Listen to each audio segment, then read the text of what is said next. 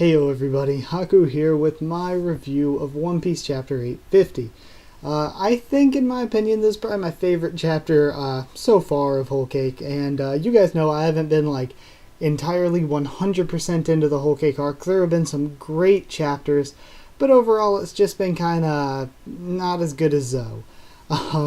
It's been on and off. There have been some parts that weren't as good. But these past few chapters have been great. This chapter in particular, I loved. And that's why, because I love it, and because, of course, I really want to get this video out, I'm doing it. Even though it's the day before Christmas Eve and I'm not feeling entirely motivated. I've got all my videos for this weekend already recorded that I just got to finish up so I can just post them on Saturday and Sunday. But I'm not feeling entirely motivated today, just to be completely and totally honest. Oh yeah, also, the live reaction, I want to bring it up real quick before I get into the review. The live reaction randomly went off sync, because that happens randomly. There's no explanation for it, there's no way to stop it or fix it. It just randomly happens whenever luck feels like kicking me in the balls. So, that's what happened for that video. It was completely random, no way to tell it was happening or fix it. So yeah, getting into my actual thoughts on this chapter, I thought the cover was really cool, going part by part. I thought it was funny the little pun they had with the snake, so it was a heavy smoker.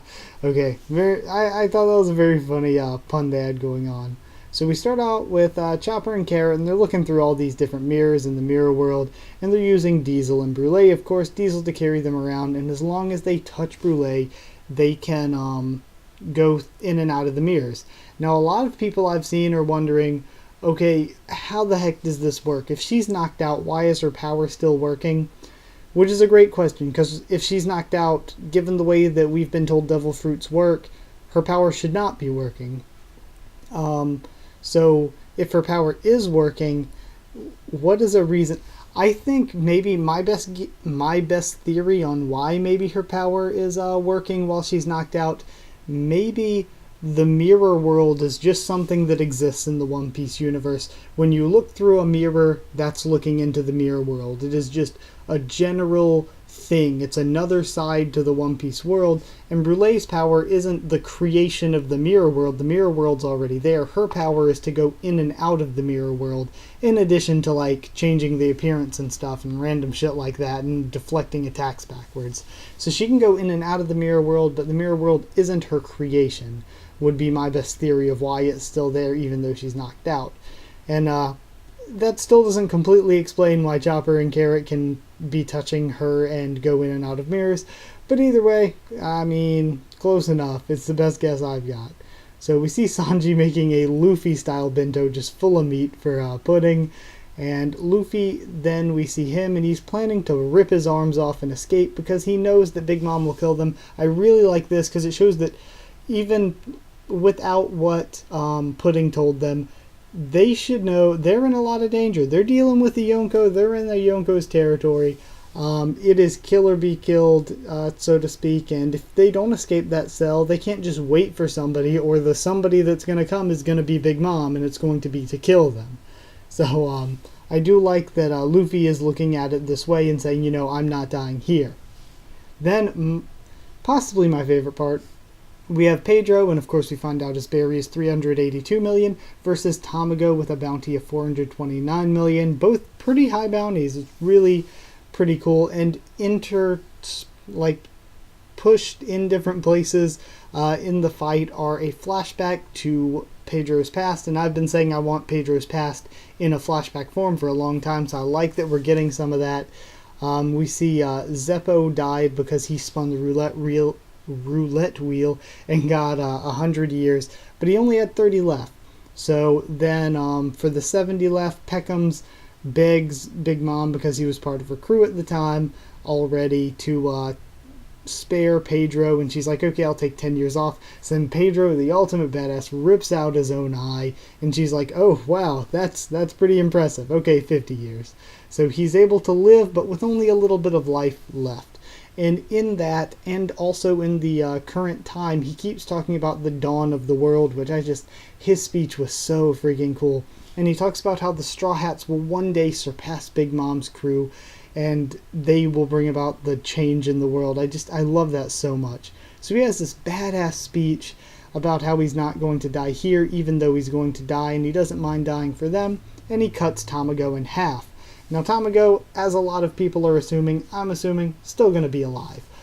Maybe he has like a yolk fruit, and his body is like the yolk, or maybe he's a yolk homie or something, and the egg body was some sort of shell that he was just controlling. But either way, I do not think he's dead right now. Or maybe he's like Humpty Dumpty and the Big Mom's horses and men will just put him back together again. So even though in the story they couldn't put him back together, maybe they'll try. I don't know. I don't know how Tamago works yet, but I'm assuming he's not totally dead. Then back to Sanji. The door will not let him into Pudding's room, so he goes out on the balcony, and we get the obvious evil Pudding reveal. I've said for a long time that I would be far more shocked if she was actually really good by the end of this arc than if she were evil. I just think evil was the easy way to go. Oda doesn't always go the easy way to go, but I think Oda did a great job of fooling some people, and even the people like me, because everybody from the beginning said, oh, she's evil, and except a very, very few. There's a really small minority who actually thought she wouldn't be evil. But over time, Oda wrote it so well that so many people were flipping over and saying, well, there's no way she can be evil anymore. And even like the hardcore Pudding is still evil fans like me, who was like, Pudding still gotta be evil, I was like, there's a chance that she might not be. I mean, I think she's evil. I think I'm going to be a lot more surprised if she's not evil than if she is. But the chance is certainly there the way he's writing it. But so yeah, I think a lot of people did call that she was going to be evil. So in a way, it was a bit obvious.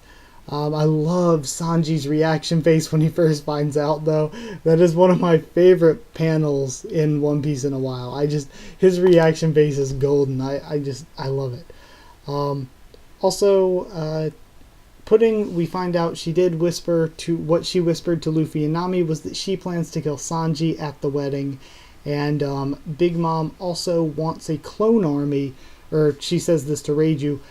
Big Mom wants a clone army. She doesn't want the Vinsmokes. So they plan on murdering all the Vinsmokes at the wedding. So now, like I said in the live reaction, Sanji could honestly go tell Judge. Now, ordinarily, Judge wouldn't believe him. But the situation is that Reiju is injured. He has evidence in Reiju. And Judge would certainly believe Reiju when she came injured and was like, yo, they plan on killing us at the wedding.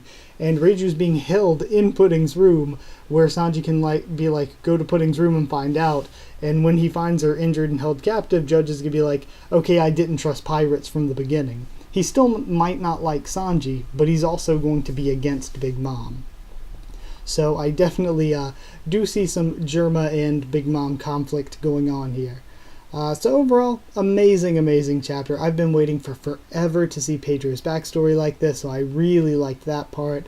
I think there may even still be more for us to see of it, but I like what we got to see.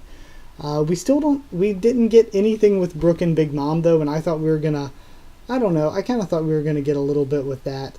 But I'm cool with what we got. We didn't even need that, but that's gonna be interesting to see in the future what went on with Brook and Big Mom.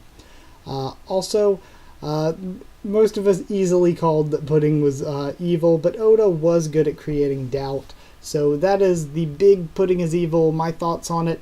I thought that though it is kind of an obvious choice to make her evil, pretty much everybody called it, nobody was going to believe she was good from the start, and Oda did a really good job at creating that doubt, and then the feeling of confirmation after the doubt was there. It is a good writing tool, I think. I think it's a good feeling for fans to get when reading. So, yeah, overall, I think this is probably my favorite chapter. It's hard, though. It's close. It's with the other one that's up there is the Luffy versus Sanji chapter. That was a great chapter. That or this. One of those two are likely my favorites. So, yeah, that's all I got. I'm giving it 10 third eyes out of 10. 10 heavy smoke eyes out of 10. Perfect score because it was at least up there with my favorite for this arc. And that's it. So I hope you enjoyed the video. Like if you did like it. Comment down there. Tell me what you thought of this chapter and what you thought of my thoughts on it. Subscribe for more One Piece, both anime and manga, and a ton of other things on the channel. Just tomorrow, we're going to be having this week's Boku no Hero Academia read-through video going up. And yeah, so on and so forth. Follow on Twitter if you want. I'll try to keep you updated there and stuff with the channel. And that is it. So thank you once again for watching, and I'll see you all next time.